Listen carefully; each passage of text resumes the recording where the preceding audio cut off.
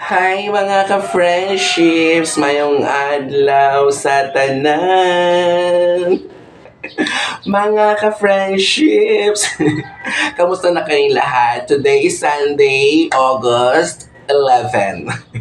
At mga ka-friendships, pagpasensyahan niyo na akong meron kayong naririnig na ingay ng mga titilak ng manok.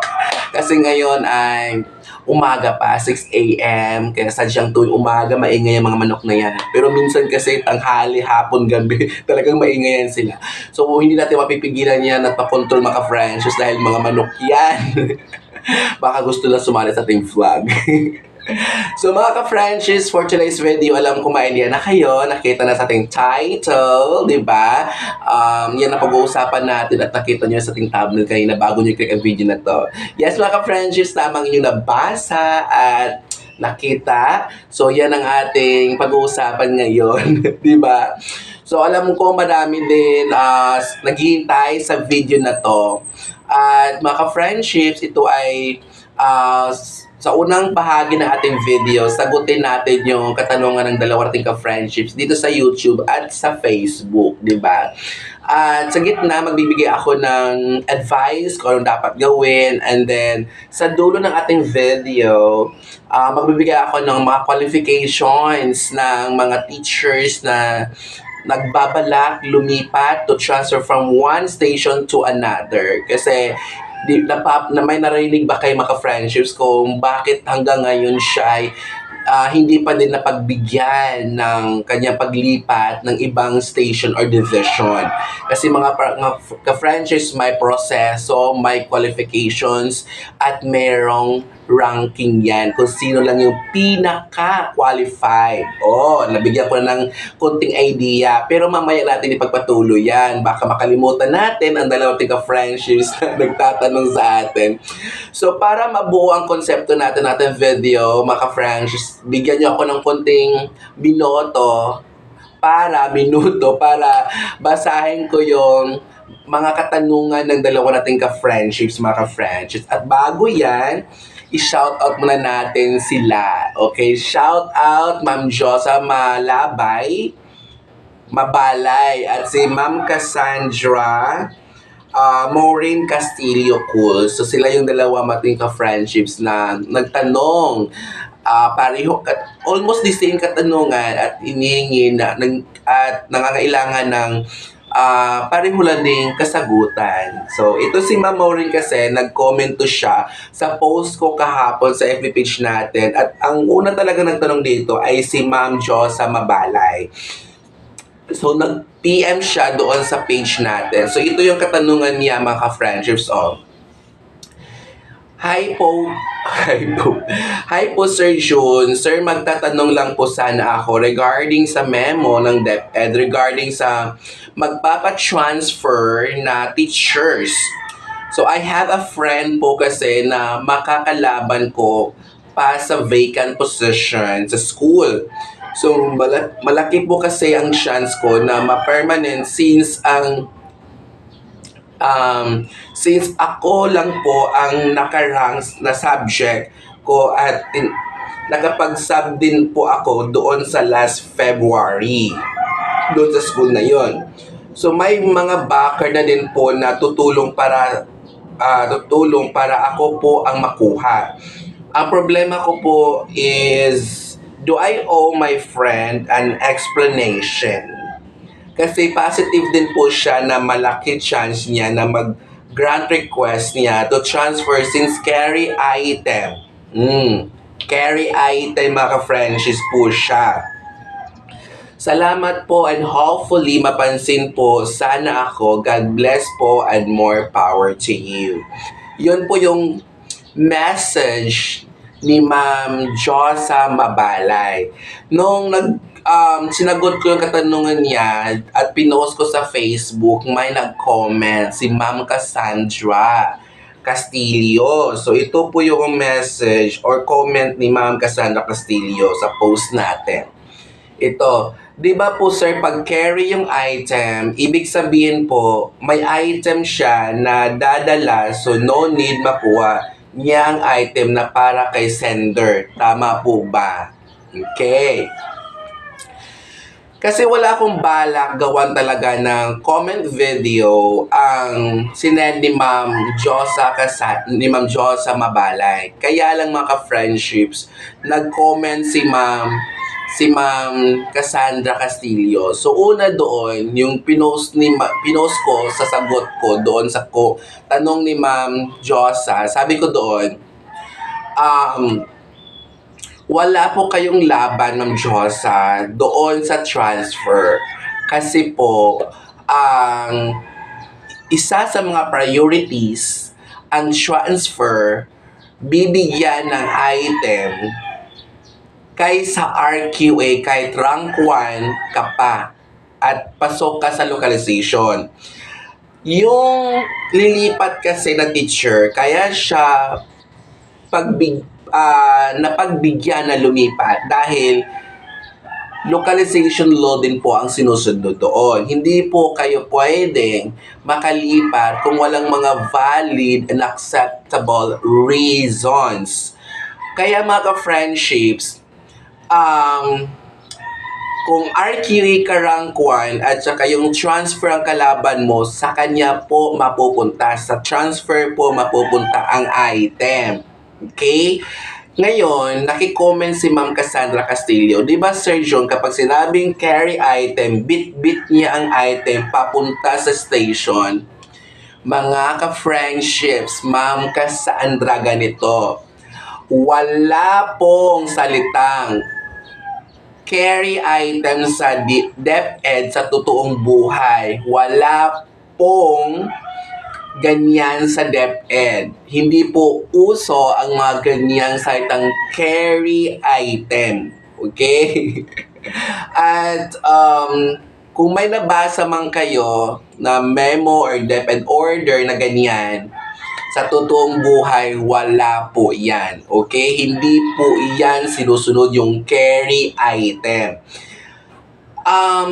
Kaya po, may mga priorities tayo, mga DOS scholars, PIMS, transfer, 4Ps, PWD, yun po yung mga ka-friendships ang inuuna kaysa mga RQAs. Kapag wala kayong kalaban nandoon na mga priorities, sure ikaw. At yung doon naman, nag-comment din ako doon sa post ko, sa mismong post ko, nag-comment ako na pakiaralin ang inyong district or division kung paano sila nag-hiring. Localization ba? Prioritization ba ang sinusunod? Ranking? Ano pa? Backer? Kasi mga ka-friendships, talamak talaga ngayon. Mahirap magbigay ng tamang comment or video or advice sa atin ngayon dahil nga sa mga nangyayari, mga corrupt na mga principals, corrupt na mga mapang-abusong mga SDS, ginagawa nilang negosyo, 'di ba? Binibenta nilang items. Kaya una't gagawin natin bago tayo magtatanong ay dapat alam natin kung paano sila pumipili kumukuha ng RQA. Okay? Paano ang style na magbigay ng item? Kasi sa mga bukid-bukid talaga mga friendships, no, talagang bentahan. Okay? May video na tayo dyan. Mayroon na tayong mga ginawang action dyan. So, hindi nag-viral. So, nagkaroon na ng 26,000 views. So, hindi yun sapat para makarating sa Kamara or sa Senado or sa DepEd guys, DepEd Secretary Sonny Angara. So, hindi yun sapat. Kaya, mga ka-friendships, hindi nag-viral. Kapag mga ganong usapin, mga ka-friendships, no, hindi talaga yun papansinin. Kaya, lalo na pag ganito. So, bakit ganyan ganon? So, kailangan mo natin magpapapansin sa taas para sagutin ang mga tanong natin. Pero kung hindi man yun pinalad, kaya hanggang doon na lang talaga. So, mananatiling may mga divisions pa din sa ibang mga lugar sa Pinas na nagbibenta pa din. Okay, siguro meron silang mga connections, hindi nakarating sa taas. O, di ba? So, malas. Pero sa aming division na hindi ko kasi nila lahat ng divisions ay binibentang item. Kahit transfer, yes, kahit transfer, binabayaran yan ng mga nasa probinsya, binabayaran yung transfer item. Okay? Kahit promotion, from T1 to T3, binabayaran yan sa ibang probinsya, sa ibang stations, ibang divisions sa mga nasa, hindi kasi, meron narinig ako sa mga syudad, pero hindi ganun kalapit. Malayo siya sa DepEd Central sa Pasig. Pero dito malapit dito sa DepEd Central, dito sa Metro Manila, wala ako narinig na ganitong mga bentahan, mga modus, mga ganitong practices kasi takot sila dahil malapit sa lahat, sa DepEd Central, ireklamo, 'di ba? So nasa mga malayo-layo 'yan kasi hindi yan pinapansin masyadong mga ganyang issue. Dati pa yan, papapromote ka from T3 to MT1, MT2, o kaya transfer ka from one station to another station, RQA ka para mabigyan ka ng item, so binabayaran talaga nila yun, pinababayaran nila. So, yun. Ngayon, ang ma-advise ko dyan, no, aralin talaga kung anong klaseng division meron kayo. Kung dito kayo sa amin, dito kasi sa amin sa division namin, super duper mega bait ng aming SDS, Schools Division Superintendent. Super duper. As in, alam nyo kung makita nyo lang siya, hindi nyo mahalatang siya ay SDS namin. So, nagsusuot lang siya ng pang civilian na super simple lang. Hindi mo siya na pala naglalakad. Siya na pala yung kausap mo, gano'n. Ang bait lang. At sinuwerte lang talaga kami dito. Alam nyo yung batch namin ng 2023 na 160 or 170 plus kaming nabigyan ng item, elementary at secondary teachers. Super dami talaga. And then, just this year lang din, nung pagbigay ng item, madami pa din. Kaya mag-apply na kayo sa aming division. Sa aming division. Okay, ganito yon mga ka-friendships. Basta aralin ninyo, aralin at mas priority ang transfer kaysa RQA. Tandaan yan. At huwag tayong kampante, huwag tayong feeling, ha. Kasi baka masaktan ka lang, 'di ba? Ang sakit pa naman pag lagapak, naniniwala ka talagang para sa iyo. No, huwag kang maniniwala na sa iyo yung item. Maliban na lang kung sure ka, binayaran mo yung item na yon. Binayaran mo ng 50, 100, ang liit niyan. Baka binigay yan sa transfer. Kasi ang presyohan ngayon, 150 to 300,000 na ang item. Okay? So, ngayon, saka tayo magsalita kung naglabas ka talaga ng pera. Okay? Huwag para hindi tayo masaktan. Sakit ang babagsak, lagapak. Okay? So, ngayon, basta hindi yun hindi yun uso yung ganong sa'yo mapupunta yung carry item, mabitbit niyo yung item. No, hindi siya makakalipat kung walang bakante doon. Ano bang pagkaintindi niyo sa carry item, maka-friendship? Yung walang vacant item doon, yung walang nangangailangan ng teacher sa isang station. Dahil gusto mo lang talagang lumipat, dadalhin mo yung item mo doon sa station na yon. Yun ba talagang pagkaintindi nyo, mga ka-friendships, sa carry item? Mga ka-friendships, hindi po kayo makakalipat kung walang kailangan na teacher doon sa station na lilipatan ninyo. At hindi nyo po bibit-bitin yung item ninyo. So kung T3 ka or master teacher, yung item mo yon, bibit-bitin mo doon, maging teacher 3 ka o kaya MT1 ka doon sa lilipatan mo. Nakakatawa yung mga ka-friendships. Sobrang nakakatawa yun. Mga ka-friends, ulitin ko, hindi ka makakalipat kung walang valid reason. Hindi ka makalipat kung walang available item doon. Hindi ka makakalipat kung hindi ka nila kailangan, mga ka-friendships. Tandaan niyo yung tatlo na yon. Babanggitin ko yung sa dulo mamay ng ating video sa mga qualifications sa pag-transfer. At ito pa mga ka-friendships ha, kung T3 ka, kung sakali man ha, na mag-grant yung request mo na makalipat ng isang station, ang item po doon na available ay for Teacher 1 positions. Pag-aagawan nyo ng DOST, pag-aagawan nyo ng SPIMS program beneficiaries, ng transfer, ng 4Ps, ng mga RQAs na may mga backers.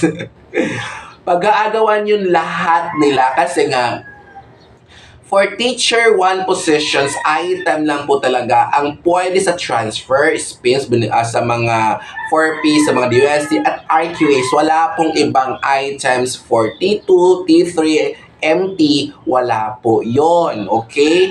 Hindi po pwedeng magbubukas doon na agad-agad ng item na mga T3, T2, MT para sa mga baguhan. Kasi yung lilipat, considered new teacher yun doon.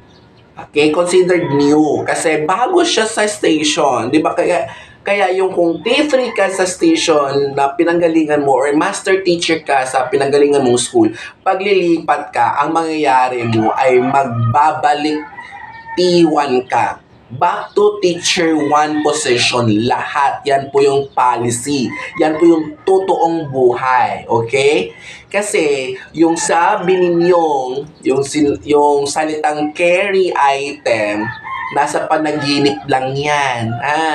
Yung T3 position mo, yung master teacher position mo doon sa pinanggalingan mo, back to zero yan doon mag-teacher 1 ka. Okay? Makinig.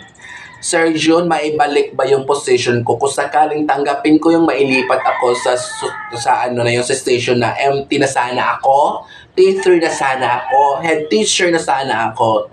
My answer is yes. Maibabalik yan. Kailangan mo lang bumalik ng teacher 1 position sa lilipatan mo at kailangan mo lang ng 6 months for residency po ang tawag dyan. 6 months. Sa 6 months na yan, magre-request po kayo sa division. May mga requirements pong ipapasa. Okay? Ang tanong, ano-ano po yung mga requirements, Sir June?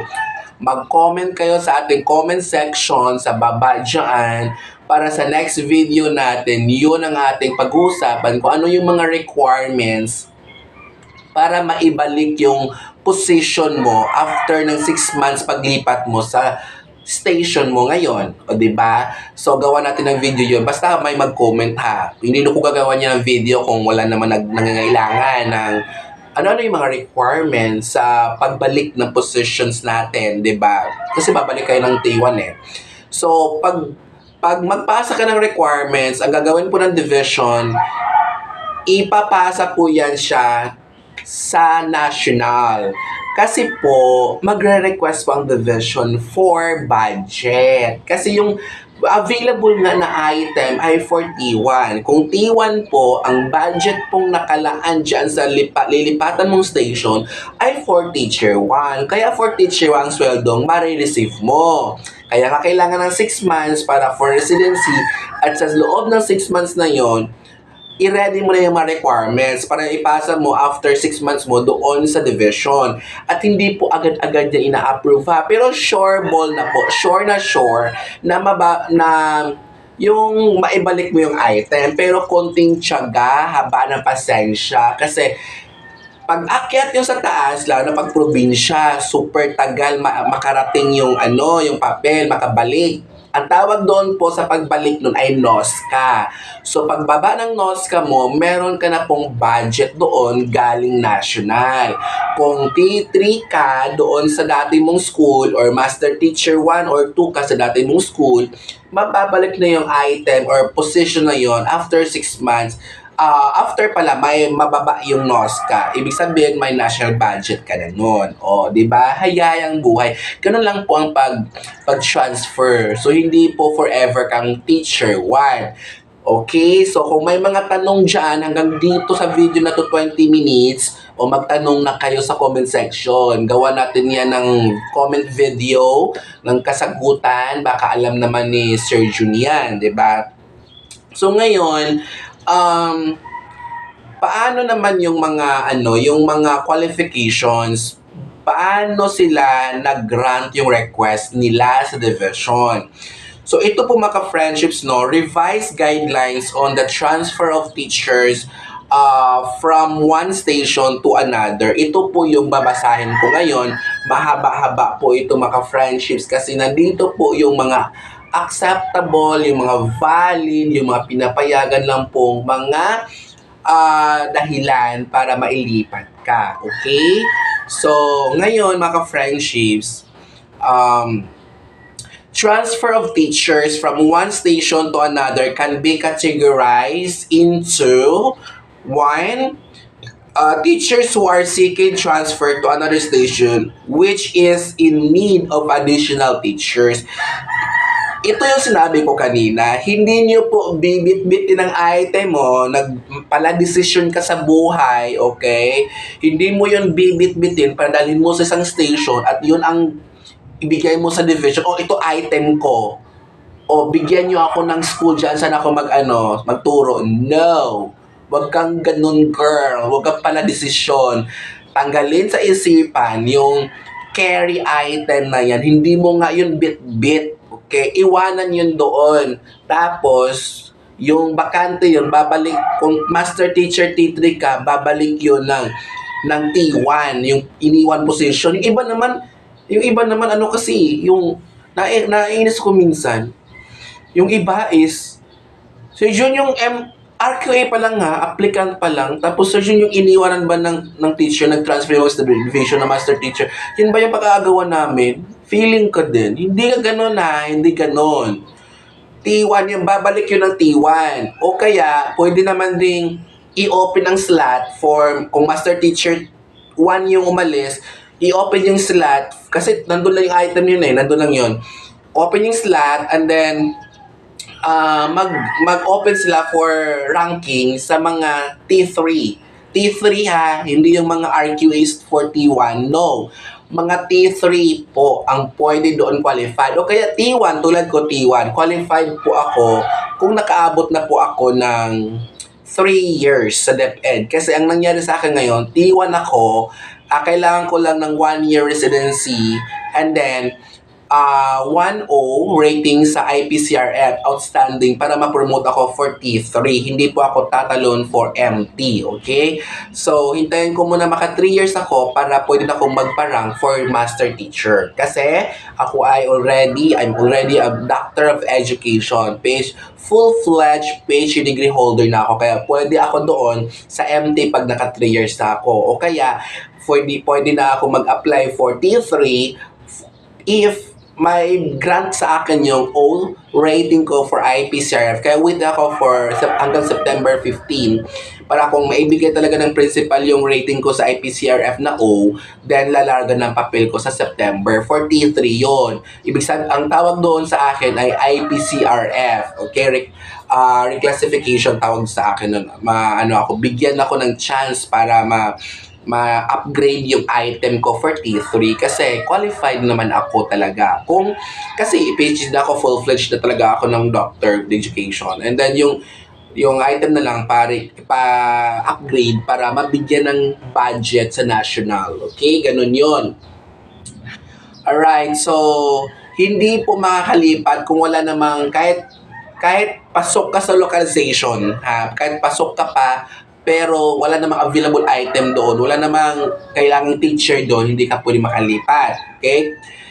So, kasi pag may available, kasi kapag kailangan lang ng teacher, magre-request sila sa national na to create an item doon sa station na yon para malaanan ng budget. Okay? Kasi national po yan. Hindi po yan basta-basta binababa ang item ha. Nire-request po yan kung kailangan ilang teachers kailangan ninyo kasi i-create yun sa national ang item, and then pag-create ng item, may budget din yung kasama. Okay, pagbaba, ready na yung sweldo nun. Kaya huwag kayong maniwala ha, ito ha, huwag kayong maniwala dyan, ang tagal-tagal ng sweldo na after 3 months, 2 months, 5 months sa ibang division sa mga bukid-bukid. No!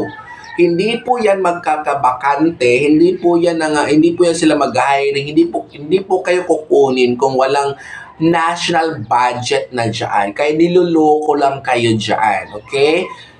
Niwala kayo, ang tagal ng sweldo namin.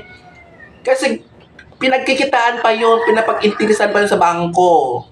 Ganun yun, real talk yun. Yun yung mga totoong nangyayari talaga sa mga lokal-lokang mga dyan, mga namumuno sa division ninyo, pinagkakitaan yung pera niyo. Dapat sa inyo, kami sa school sa division namin, swerte lang talaga. After 15 days lang, may sweldo na agad kami. Kasi August 15 kami, may sweldo, 1 month pala. Kasi August 15, pagka September 15, wala pa yon. Pero pagdating ng September katapusan, may sweldo na. Oh. So, hindi kasi ganun. Iwan ko kasi sa amin dito malinis. Maganda ang pamumuno sa division namin. Kaya sa inyo, ewan ko na lang dyan. So, next is teachers who are seeking transfer to another station which is in need of additional teachers. Teachers to be transferred in the exigency of service kung kailangan na talaga ganon. For teachers who are seeking for transfer to another station which is in need of additional teachers, the following stations should be given priority. So, kung kailangan ng teacher ng isang station, kung kailangan yun talaga sa yung galing mo, ganon, ito yung mga qualifications.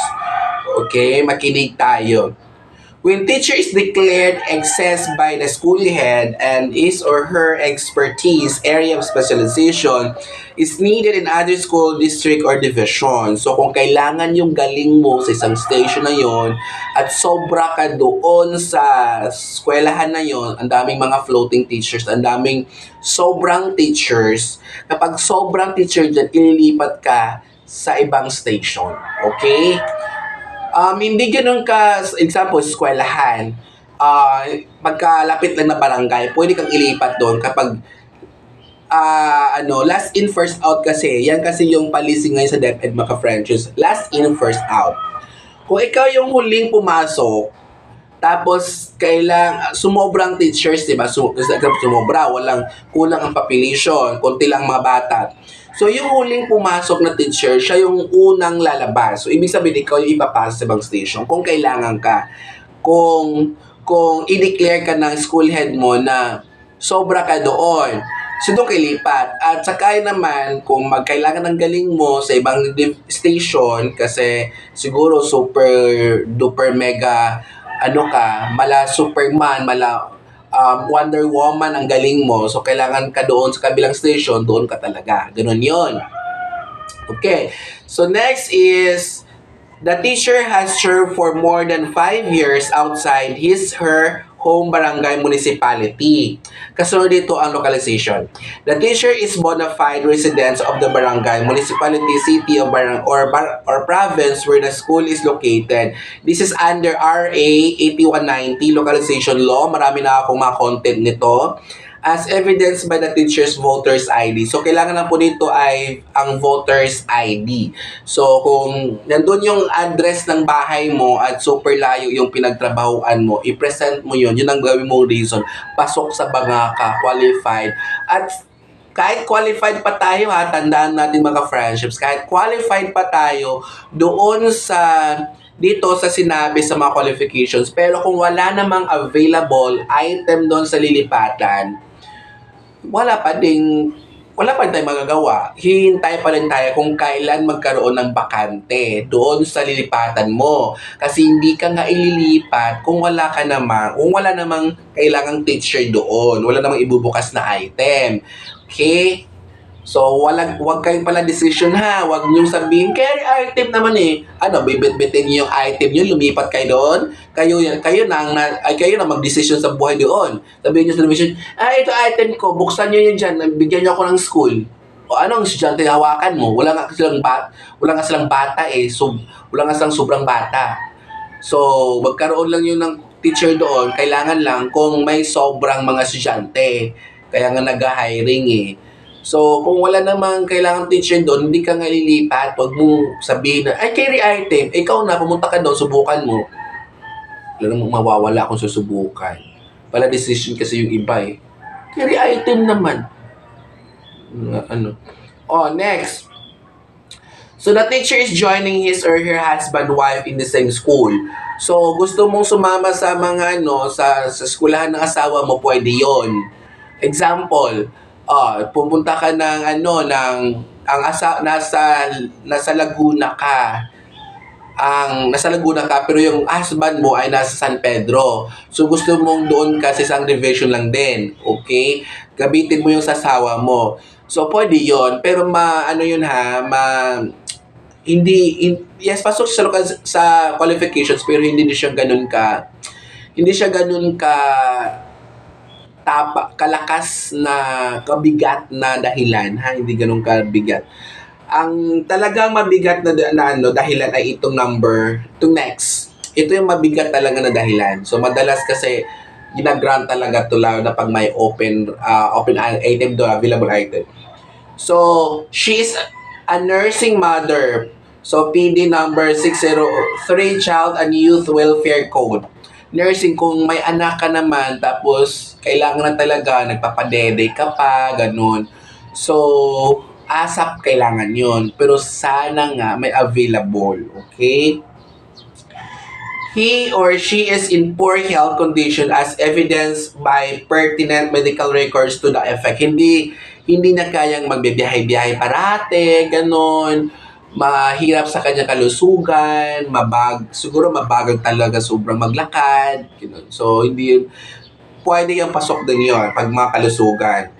And then, ito din yung mga mga friendships, yung sana yung nasaan dito yung transfer to other, ito. The teacher's life is danger due to armed conflict, hostilities, or other similar circumstances in the area where the school is located. Yung pinagbabantaan ka, din yon, qualified, malakas, mabigat na dahilan yun, pinagbabantaan ka na patayin ka, may nagbabanta sa iyo sa school na yon. So pwede ka nang hindi pumasok at mag-request ka for transfer to another station. Okay? Maganda yon. So this office once again stresses for 4.2 provision of DepEd Order number 7, Series of 2015. Pwede nyo i-check nyo to sa website niyo or sa kahit saan man dyan, anong mga gamit ng browser.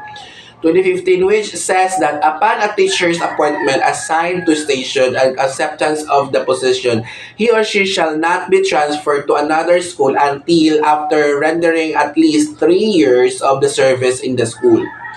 So, pwede ka kasi mag-transfer kapag naka 5 years ka na sa labas ng station o sa location mo, sa address. Dito naman, yan yun, pwede mong dahilan yun. Dahil, example, you want to transfer because naka 5 years ka na doon sa service doon sa school. Dito kasi, sa lahat ng mga qualifications na yon, mga dahilan, mga binanggit ko kanina, pwede yun magagawa for request kung nakapag 3 years ka na sa station. Okay? So, with the cited priority situations in paragraph 3, the office came up with corresponding points with slight modification on the output of the similar workshop on the ranking of teachers. So, conducted last school year, dati pa to, matagal na. This is to objectively identify who among the candidates seeking for transfer to another station is most qualified, which has still to be implemented for the following school year, ganon, within the details. So, may mga details na. So, yung mga ka-friendships, yun na yung binanggit ko lahat ng mga qualifications. Ulitin ko lang ha, wala pong salitang carry item sa DepEd. Huwag kayong pala desisyon na bitbitin nyo yung item doon. Yung lahat ng mga binanggit ko, yun po yung sa totoong buhay nangyayari sa DepEd.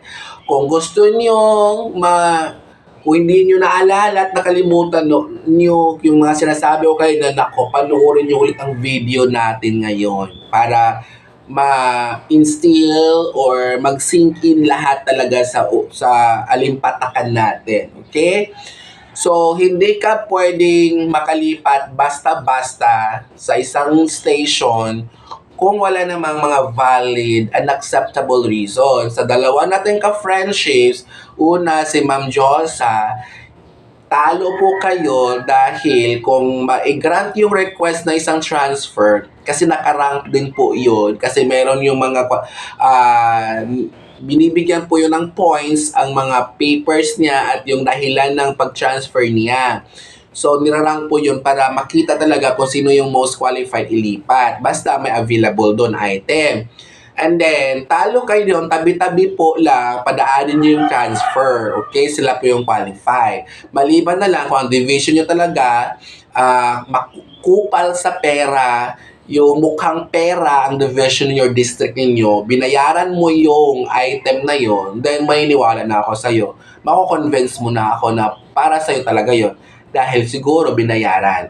Pag hindi, kung pareho dito sa division namin na pantay lahat ng applicants, pati transfer, may niwala ako na hindi sa'yo yun. Para sa transfer yun. Okay? Pag ikaw naman ay T3, master teacher na lumipat, babalik ka sa T1, pero for 6 months, pwede mo i-request, ibalik sa'yo yung position. At hindayin mo, may ibaba si Nosca para balik na sa position para may budget ka na from national. Okay? So, ano pa ba? May nakalimutan pa ba ako maka-friendships na sa ating content ngayon? So, kung meron mo na akong nakalimutan, i-comment nyo sa ating comment section. At kung meron man kayong mga katanungan dyan tungkol sa transfer, sa qualifications, sa requirements, o ano-ano pa, mga ibang mga katanungan unrelated sa ating content ngayon, pwede naman. Feel free to comment. Malay mo, alam ko ang sagot at magawa natin ng video. So, that's all for today. Video natin at pagposisyon nyo na naka 37 minutes tayo maka-Frenches. More than half hour. So, that's all for today's video. Sana umabot kayo sa dulo. That's all and see you sa ating next video maka-French. At huwag kakalimutan, gigugma ko kamutanan.